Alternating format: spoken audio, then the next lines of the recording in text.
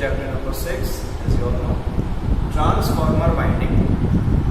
इसके अंतर्गत हमको पढ़ना है टाइप्स ऑफ ट्रांसफॉर्मर वाइंडिंग। इसके पहले मैं आपको ओ type transformer, shell type transformer, इनके बारे में कुछ एलिमेंट्री नॉलेज दे चुका हूँ। उसके बाद मैंने आपको ट्रांसफॉर्मर में वाइंडिंग करने के लिए किन किन फैक्टर्स को कंसीडर करते हैं इसके बारे में बताया।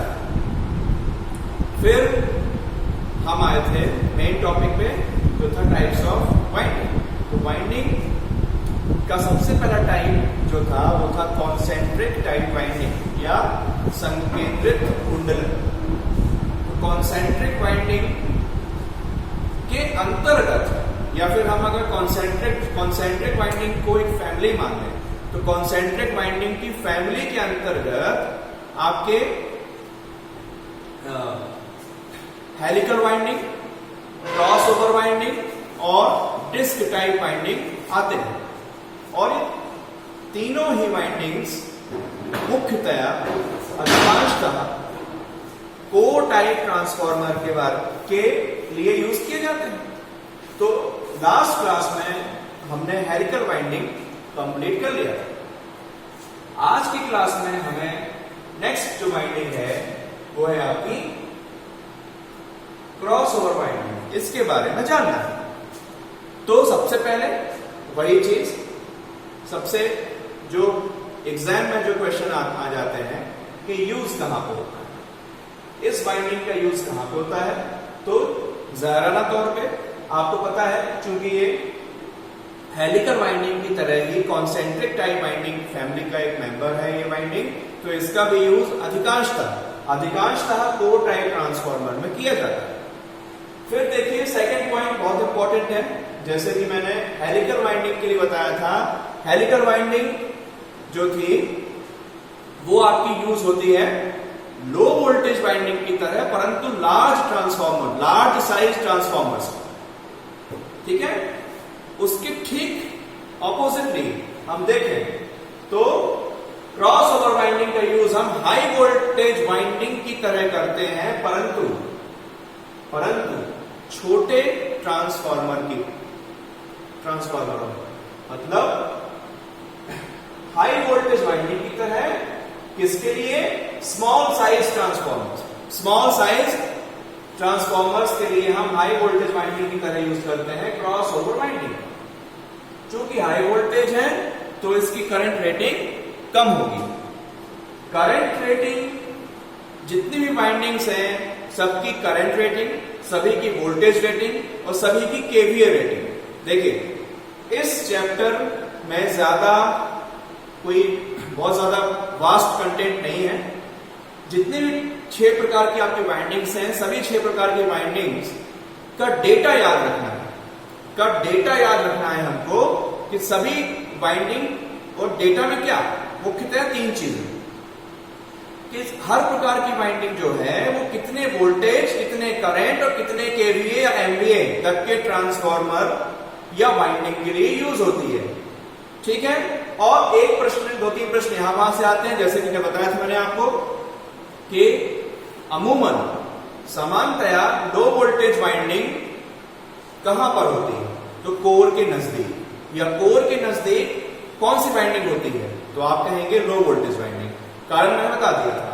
चलिए, तो आप देख सकते हैं अब इसका, अब ये क्रॉस ओवर वाइंडिंग दिखती कैसे है। जब ये वाइंडिंग दिखती कैसे है, जब इसको हम ट्रांसफॉर्मर के आउटर लिम्स पर वाउंड करेंगे, जब ये वाउंड हो जाएगी, जब बाइंड हो जाएगी, तो बाउंड कंडीशन में ये कैसे दिखेगी, इसका एक जनरल आइडिया देने के लिए ये डायग्राम है। देखिए यहां पे जो ये शब्द है क्रॉस ओवर,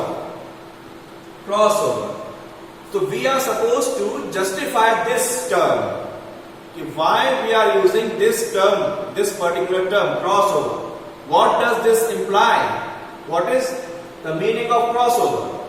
तो इसके लिए देखिए, ये मैंने समझाने के लिए आपको एक सिलिंड्रिकल शेप बना दिया है, ठीक है, समझाने बस के लिए है ना। ये सपोज करो लिंब पर किसी ट्रांसफार्मर के एक लेग पर क्रॉस ओवर वाइंडिंग की गई है। जब भी हम वाइंडिंग की बात कर रहे हैं तो एक चीज ध्यान रखिए, वाइंडिंग कभी एक वाइंडिंग नहीं होगी। ट्रांसफार्मर की किसी भी कोर में अकेले एक, किसी भी कोर लिंब पर अकेले एक वाइंडिंग नहीं होगी, हमेशा दो पेयर होंगे, दो जोड़े होंगे, एक लो वोल्टेज वाइंडिंग और एक हाई वोल्टेज वाइंडिंग। ठीक है, ये तो आप ध्यान में रखिए। तो देखिए, और चूंकि बार बार मैं आपसे कह रहा हूं कि क्रॉस ओवर वाइंडिंग भी कॉन्सेंट्रिक टाइप वाइंडिंग का ही एक प्रकार है, जिसमें कि लो वोल्टेज वाइंडिंग पहले की जाती है, लो वोल्टेज वाइंडिंग भीतरी भाग में की जाएगी और बाहरी भाग में आपके भीतरी भाग, ये भीतरी भाग हो गया, कोर के नजदीक कहलाए गए, कोर के नजदीक वाले भाग में लो वोल्टेज वाइंडिंग, ठीक है। और उसके ठीक बाद में, अच्छा ये भी चीज शायद मैंने बताया हो मैंने, वाइंडिंग के बीच में हम cotton type, paper type, leatherette paper type या कोई स्ट्रिप टाइप, ऐसे कुछ इंसुलेशन के कैटेगरीज हैं, तो हम इंसुलेशन भी देते हैं। ठीक है, ये बताने वाली बात है भी और नहीं भी।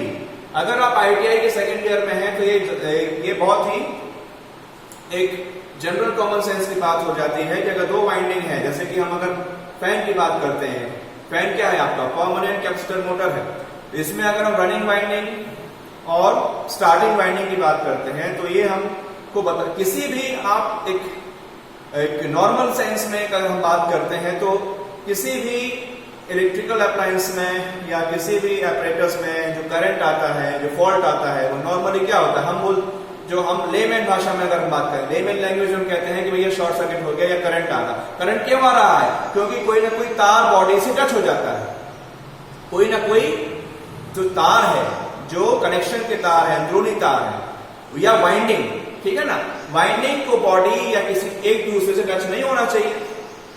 ठीक है, खासकर दो अलग अलग किस्म की, दो अलग अलग वोल्टेज की वाइंडिंग। तो वैसे ही लो वोल्टेज वाइंडिंग और हाई वोल्टेज वाइंडिंग को यहां पर दिखाया गया है एक के ऊपर एक, लेकिन ऐसा नहीं होता। इनके बीच में हम डक्ट या फिर कॉटन, लेदराइट पेपर एक्सेट्रा का इंसुलेशन प्रोवाइड करते हैं। ये ध्यान दीजिएगा, इंसुलेशन के बारे में भी हम आगे चर्चा करेंगे। ठीक है, तो ये शेप देखिए, इसमें अब लो वोल्टेज वाइंडिंग और हाई वोल्टेज वाइंडिंग कि जो सिरे निकलेंगे, ये देखिए, ये जो सिरा निकला है हाई वोल्टेज वाइंडिंग से निकला हुआ है और ये जो सिरा निकला हुआ है लो वोल्टेज वाइंडिंग से निकला हुआ है। तो ये जो टर्मिनल्स निकल रहे हैं, जो एंड कनेक्शंस निकल रहे हैं लो वोल्टेज वाइंडिंग और हाई वोल्टेज वाइंडिंग के, वो क्रॉस कर रहे हैं। ये देखिए, ये cross, this is what we call crossover points. These are crossover points, and that is why these windings are known as crossover windings. Okay, because these windings have an arrangement in which both the terminals from low voltage winding and high voltage winding comes out of crossing each other. So देखिए, high voltage winding लो voltage winding को cross कर रही है, लो voltage winding high voltage winding को cross कर रही है। तो ये क्रॉस ओवर पॉइंट्स हैं। इसीलिए इस स्पेसिफिक रीजन के कारण हम क्रॉस ओवर वाइंडिंग को क्रॉस ओवर वाइंडिंग कहते हैं। अदरवाइज ऐसे ही इसी प्रकार की लगभग इसी प्रकार के, परंतु पतले पतले स्ट्रिप में बटी हुई, देखिए इसमें ये जो मोटाई होगी, ये जो आपके ये मोटाई होगी लो वोल्टेज वाइंडिंग और हाई वोल्टेज वाइंडिंग का जो एरिया होगा, मिलकर जो एरिया बनेगा, वो एरिया, वो आपको जो एरिया दिखेगा, वो एरिया या उसकी जो ब्रेड्थ है, वो जो दिखेगी वो ज्यादा दिखेगी। ठीक है, और अगर इसको हम एक तार लें लो वोल्टेज वाइंडिंग, उसके बाद हम पेपर इंसुलेशन दें और उसके बाद हाई वोल्टेज वाइंडिंग, ठीक है, और सिरे लो वोल्टेज वाइंडिंग का को हम ऐसे अरेंज करें और हाई वोल्टेज वाइंडिंग को ऐसे अरेंज करें कि ये एक दूसरे को क्रॉस ना करें, ठीक है ना, ये एक दूसरे को क्रॉस ना करें, तो यही अरेंजमेंट कहला जाएगा आपका। ये जो अरेंजमेंट है इसी को हम कहेंगे अगली टाइप की वाइंडिंग, इसका नाम है disc type winding. Disc type winding, disc type winding. ध्यान दीजिए क्या कहा मैंने, क्रॉस ओवर वाइंडिंग में, मतलब क्रॉस ओवर वाइंडिंग और डिस्क टाइप वाइंडिंग में दो बेसिक डिफरेंस है। क्रॉस ओवर वाइंडिंग में जो आपको ये मोटाई दिख रही है, ये जो क्षेत्रफल है, ये जो पूरा जो चीज दिखेगी, ठीक है, ये आपको इसकी जो मोटाई है, इसकी जो विड्थ है, वो आपको ज्यादा दिखेगी, नंबर 1। और सबसे नंबर 2 जो सबसे बड़ा महत्वपूर्ण पॉइंट है, हाई वोल्टेज वाइंडिंग लो वोल्टेज वाइंडिंग को क्रॉस करेगी और लो voltage winding high voltage winding को क्रॉस करेगी। और यहां पे क्रॉस ओवर पॉइंट्स आपको दिखेंगे, इसलिए इस वाइंडिंग का नाम था क्रॉस ओवर। इसी में हम सिंपल क्या कर दें, डिस्क बनाएं, किसकी, तार की डिस्क, ठीक है, कॉपर के तार की डिस्क बनाएं। पहले लो वोल्टेज वाइंडिंग की डिस्क और फिर हाई वोल्टेज वाइंडिंग की डिस्क, उसके बीच में कोई एक खास प्रकार का इंसुलेशन, तो और कोई क्रॉस ओवर पॉइंट ना निकले, कोई भी क्रॉस ओवर पॉइंट ना निकले, तो यही वाइंडिंग, ये बिल्कुल आपको समझाने की दृष्टि से बहुत ही एक अटरली सिंप्लीफाइड वे में मैंने इसको बनाया है। तो ये low voltage winding as usual नजदीक रहेगी कोर के पास, ठीक है, हाई वोल्टेज वाइंडिंग उसके बाद रहेगी, कोर से दूर रहेगी, और ये जो शेप बनेगा ये बनेगा आपका डिस्क टाइप वाइंडिंग, ठीक है। अब देखिए मैं थोड़ा सा और स्पष्ट करने के लिए मैंने यहां पे 2 ग्लासेस रखे हुए हैं, ठीक है।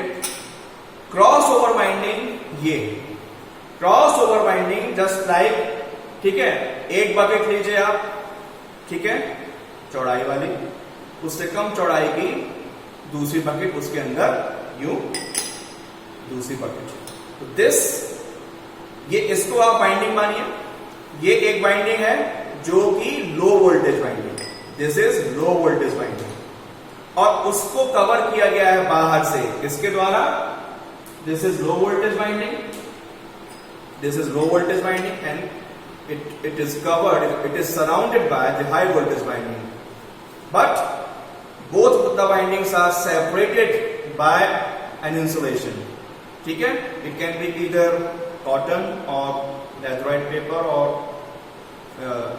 something else which has the insulation property. All right, so this is the arrangement. This is the arrangement. You can say this is low voltage winding is being immersed into high voltage winding, ठीक है, और इसके बीच में core है, क्या है, core, और ये वाइंडिंग कहां पर है, कोर, ट्रांसफार्मर की जो आयरन कोर होती है उसकी किसी भी आउटर लिमिट पे ये वाइंडिंग की गई है, ये, ठीक है।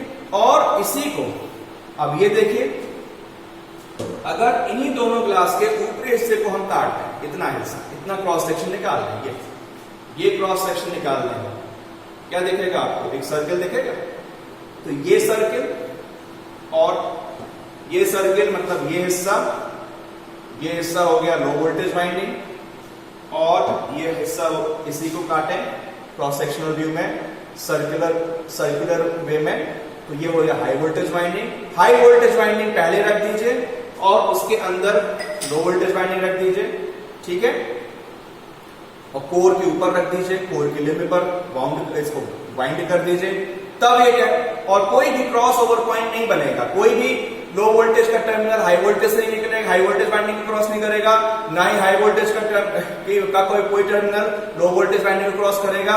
इस अरेंजमेंट को कहेंगे हम क्या, disc type winding, disc type winding, ठीक है। अब हम इसके बारे में नेक्स्ट क्लास में पढ़ेंगे कि कंटिन्यूअस डिस्क टाइप क्या होता है, ओके, और सभी जितनी सैंडविच बाइंडिंग क्या होती है, सैंडविच बाइंडिंग अभी देखेंगे हम। सैंडविच बाइंडिंग जो कि शेल टाइप ट्रांसफार्मर के लिए यूज होती है, उसको हम देखेंगे नेक्स्ट क्लास में। और सभी बाइंडिंग की करंट रेटिंग कितने वोल्टेज तक के लिए उनका किस रेंज तक की वोल्टेज तक के लिए यूज की जाती है, किस रेंज तक की पावर ट्रांसफार्मर रेटिंग मतलब केवीए रेटिंग या एमवीए रेटिंग के लिए यूज की जाती है। ठीक है, ये सब हालांकि आपके बुक में भी आप देखेंगे अलग से एक पेज, एक डेडिकेटेड टेबल दी हुई है, उसमें सभी बाइंडिंग का नाम दिया है और उनकी current rating, voltage rating, KVA rating, उनकी rupture capacity, current carrying capacity etcetera, ये सब टेबल दिया है। और वही ध्यान दीजिए, अगर आप चैप्टर को देखोगे, इस चैप्टर का कंटेंट है, उसका कंटेंट देखेंगे तो बस यही है। मुश्किल से अगर बुक में देखोगे, आप किसी बुक में देख लो, 5 पेज से ज्यादा यह अध्याय नहीं है।